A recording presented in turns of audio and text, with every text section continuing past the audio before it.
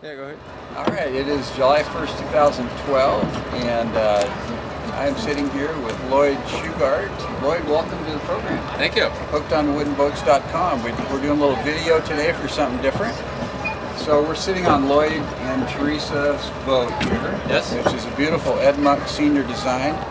Give me a brief description of the boat. She's 1937, 52 feet, 13.3 wide and 5.3 deep. Port Orford cedar planking, teak top sides, twin diesel, first documented twin diesel pleasure boat built on the West Coast, and she's in her 9th year of a keel up restoration. Okay. A 2-year restoration, right?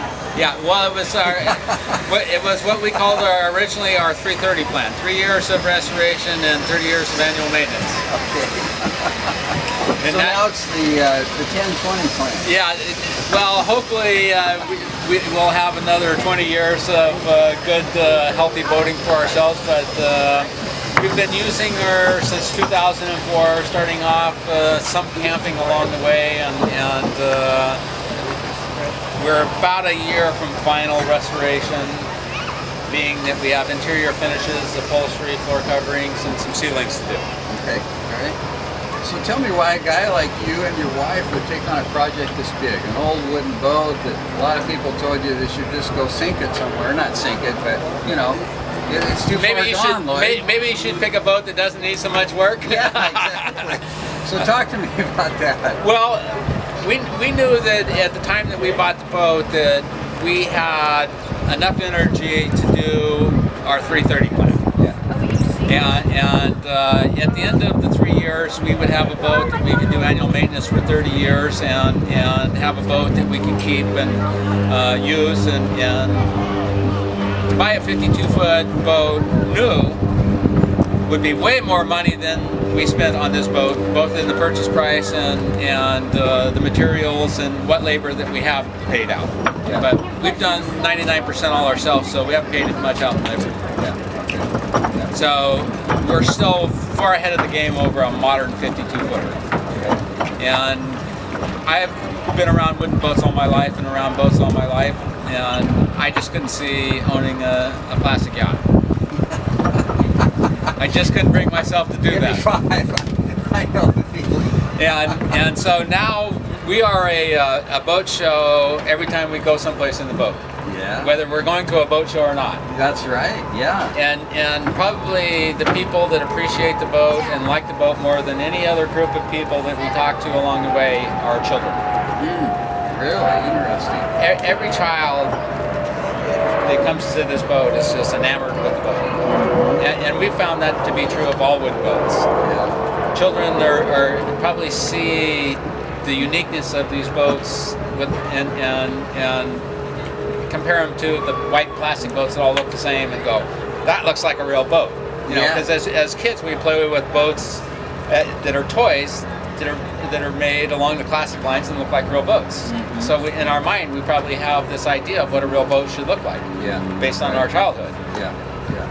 Very cool. So so how do you stay patient after the 3 years is up and you still got a lot of work to do? What's the secret there? Well, it's like I told my wife. The first 4 months we were wooding out the interior hull side. Now for us novices, what does wooding out mean? That means stripping the finish to bare wood. Okay. Yeah, and that meant all of the plank faces and all of the frame faces, which there's 3 sides to each frame, and the frames are 10 inches on center, and they go all the way from the shear to the keel, every 10 inches. So there was a lot of heat gun and scraping. And we were about 2 months into it, and we were about halfway done, maybe a little over halfway done at getting the paint off. And my wife had a meltdown. And she goes, during her meltdown, we're never going to get this boat finished. We've taken on something that is going to sink us. Not possible. Yeah, she just couldn't see the end of the whole project because she couldn't see the end of the individual project. Yeah. And that, with looking at everything that needed to be done, all she saw was massive amounts of individual projects adding up to never getting done. And I finally just convinced her. I said, all you got to do is think about each frame bay individually. And when we get done with this, then we can start doing other projects. But don't think about trying to finish the boat in your mind as you're doing one individual project. Completion is each individual project. Focus on that individual project and don't think about anything else. And little by little, you will move across all of the projects and you'll have a boat that's done. Cool. So that's the way we've gotten through with it. Yeah. And your percentage-wise, are you what, 90%? We are. What we have left to do now is interior floor coverings, upholstery, which is going to start this week, ceiling overheads, some varnish work on the inside, framing out and building a settee in the wheelhouse, and some final touches on putting the forward head together. Very cool.